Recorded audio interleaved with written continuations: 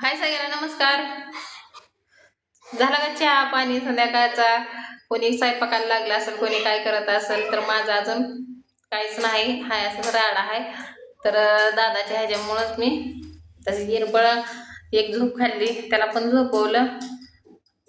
आणि मला पण कालच्या जर तिकडं किती एका दिवसात एवढा हे करायचं म्हणल्यावर, जाऊन महागारी यायचं म्हणल्यावर तर किती ताप होणार आहे का नाही. आणि तिथनं अजून चालत जायचं, चालत यायचं, त्याच्यामुळं नाही म्हणजे लई डोक्याला ताप झालता. रात्री जर असं वाटायचं कधी मी घरी जाते, कधी मी झोपते या, असं झालं मला. आणि एरबळ तर आज मात्र काय सुद्धा करू वाटलं नाही, काय नाही. सारखं याचं टेन्शन टेन्शन की रात्री पण पहाटे 3-3:30 वाजता अजून तापला होता मला. अचानकच जागा आली. मग परत मी ना काकू गेली गावाकडं. काल बोलायचं होतं तुला काकूवर, तर त्याला काकूचं ध्यान झालंय, काकू गेली का गावाकडं. कारण का रातताई पण जीव लावते त्याला. आणि काल त्यांचं माय काय डोळ्यात जीव लावला तरच ध्यानात मनात येतं आहे का नाही. की जे जीव लावता येते त्याचं लगेच नाव येतं लेकरांच्या बी.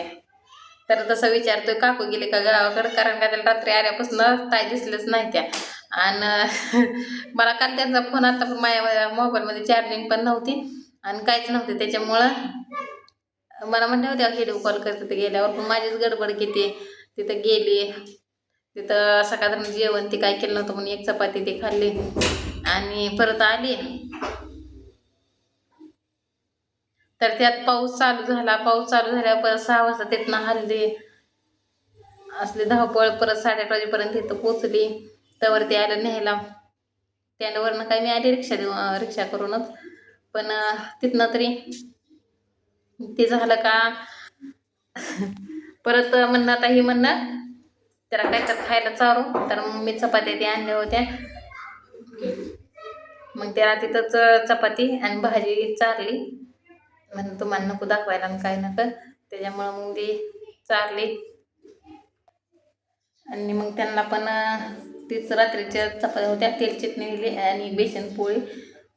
म्हणजे असं 5-6 चपाती दिल्या त्या बांधून. तर 6 चपाती दिल्यावर त्याच्यावर शिगळाची भाजी, माठाची भाजी, तर तुम्ही तर बघितलेच असेल.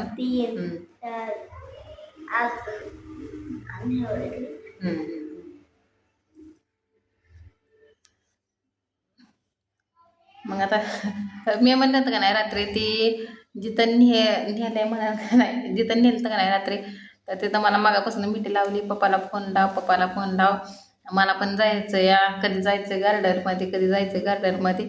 आणि आता ह्याला रोज नेऊन मी काय करू. तसं मी म्हणलं थांब, त्याला नाद लावलं. थांब म्हणलं पप्पाला येऊ दे, पप्पा आल्यावर म्हणजे नेऊ. आता पप्पा इरबळ काम करून येणार, आम्ही काय इरबळ झोपे खाणार आणि मग आहेच का नाही. तर मी काल त्यांचा विचार सुद्धा केला नाही. काय तसं घालून तर मी काल त्यांचा विचार सुद्धा केला नाही की बाबा खात्याला काय त्याच्याला काय. पण तसं पण मला नवऱ्याची लई काळजी आहे. त्याच्यामुळे मी नवऱ्याच्या काळजीसाठी मी किती पण अंधार झाला, वडील खवळायला लागलं काय एवढं काय नडलं काय इतक्या रातचं, ती पण त्यांची माझी गाठ तर पडलीच नाही. कामावरनं 6 वाजता म्हणजे मी ज्यावेळेस अकलूजमध्ये आले त्यावेळेस त्यांचा मला फोन आला की नाहीच गाडी भेटली तर तिथनं महागारी ये, काय जाऊ नको, पोरग हाय संग, तू एकटी आहे. मी चैतनला लावतो, म्हणजे भावाला लावतो, तुला सोडायला वाटलंच तर, आणि नाहीतर सकाळ सकाळ जा. पण मी म्हणलं नको, आता मी आली आहे. आणि तसं बी माझं मला डायरेक्ट बारामतीच घावली, त्यामुळं म्हणजे भेटली गाडी. कोणाचं गावंडाळ भाषा, कोणाची कशी आहे का नाही, त्याच्यामुळं मग मी तर अजून तापायला लागलाय बघा हे. याला आता दवाखान्यात अजून एकदा नेते. तर सगळ्याचं म्हणणं आहे की 5 वर्ष होत आहे, 5 वर्ष होत आहे, ते पण सांगावं म्हणलं. तर त्याला डॉक्टर म्हणजे आमची पहिली ट्रीटमेंट होती का नाही इंदापूरमध्ये, तर इंदापूरमधनं मग त्या ट्रीटमेंटवर त्याला जे जोपर्यंत त्याला 5 वर्ष होत नाही तर तोपर्यंत त्याला 5 वर्षापर्यंत झटका आला. मग म्हणलं आता बंद झालंय, मग त्याच्यावर 3 वर्ष पण झटका आलं नव्हतं, काही नाही. तर मग आता रात्री त्याचं त्या दिवशी म्हणजे परवा दिवशीच्या रात्री काय झालं अचानक आणि काय नाही, काय माहित नाही त्याला. त्याने सगळं भेज घेतलं की त्याला त्या पोरांनी मारलेलं दगड, आता ती दाखवत नाही ती व्हिडिओमध्ये की हे ते ह्याचं असतं, कारण का मला सांगितलं राहत आहे ना, आणि त्याला दाखवलं असतं. तर इथंच नेमका इतका मोठा ठेंगोळ येऊन असं फुटलंय डोकं थोडंसं. आणि अशी भांडणं खेळत होते म्हणून त्या मॅडमनं पण मारलं होतं. परत म्हणजे असं काय तर ते डोक्याला टेन्शन, त्यात मी त्याला घालवून आली इकडं.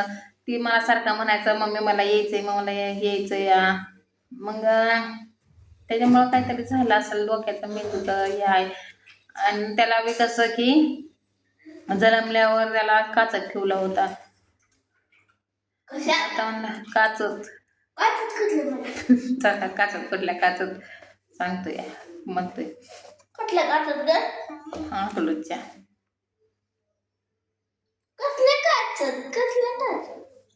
काय माहिती, मला पण माहित नाही. मला सांगितलं होतं असंच.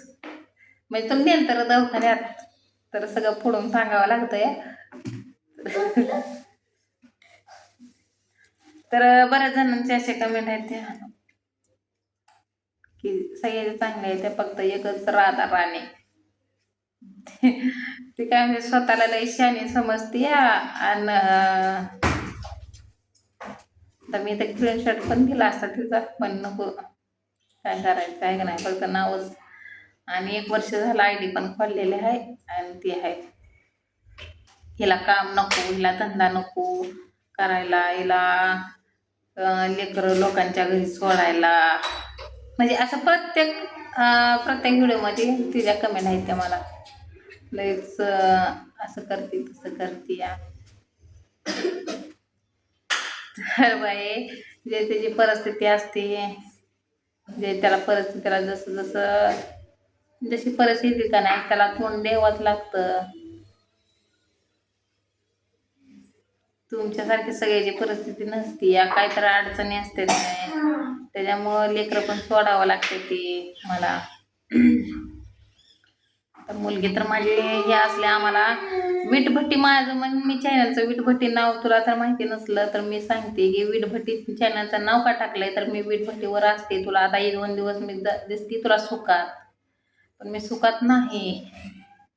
आणि घरात बसलेली पण ती दिसते. पण मला विटभट्टीचं काम तर चालू झालं तर मला अक्षरशः जेवण सुद्धा मिळत नाही. आणि आंघोळ तर मला डायरेक्ट दुपारची नाही मिळली तरी संध्याकाळी तरी मिळते, पण सकाळचा विषयच नाही मला आंघोळीचा. फक्त 1 दिवस सुट्टी असते, त्या दिवशीच फक्त 1 दिवस सकाळच्या आंघोळीला मिळतो या. तुझ्या माहितीसाठी सांगते या. तर मी काय लय स्वतःला शहाणी समजत नाही, काय एवढीशी मी मोठी नाही, पैशा पाण्यानं सुद्धा नाही, आणि कुठल्याच गोष्टीला मी मोठी नाही. तर शेवटी माझं लेकरू आहे, मला त्याची कीव येणार, ही येणार. कारण का माझ्या आई बापानं मला लय दिवस नसलं सांभाळलं तर 14 वर्ष जर सांभाळलं या. आणि तिथनं पुढं माझं लग्न पण लावलं. माझं नाही हाय ती सगळं बघते ती या. मग आता जन्म दिलेल्या लेकीला लेक काय म्हणजे म्हशीचं शिंग म्हशीला जड नसते ती या, माहित आहे का. मग त्याचे लेकरं सांभाळायला त्यांना काय अडचण आहे. आणि माझ्यात लईच ऐपत असते की माझी काय लय अडचण नसते. मला चांगलं जा, मला काहीतरी दुसरं चांगलं असतं, माझी परिस्थिती चांगली असते तर मला पण लेकरं नसते सोडावं लागली ना, काय नसते. तर ह्या गोष्टीमुळं आणि पुढल्या 3 महिन्यापासून माझा व्हिडिओ कंटिन्यू बघ. आता काय नको बघू. आणि आता तुला काय कमेंट करायचं ती पण सांग, करायचं असलं तर कर. आणि मला तर वाटत नाही तू माझ्यापेक्षा मोठी आहे, कारण का तुझ्या डीपीवरूनच सांगते मी,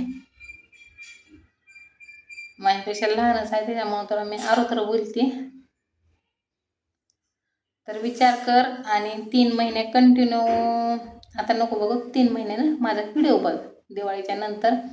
आणि दिवाळीसुद्धा आम्हाला खायला मिळत नाही ना, काही नाही, डायरेक्ट भट्टीवर जावं लागतं या. मग तिथं माझं काम बघ, कष्ट बघ, आणि मग मला परत म्हण की तू लय शहाणपणा करते आणि लय स्वतःला शहाणी समजते. एवढं सांगायचं होतं मला. तर बघ, विचार कर आणि मग लोकांना कमेंट कर तशा, नाही का नाही.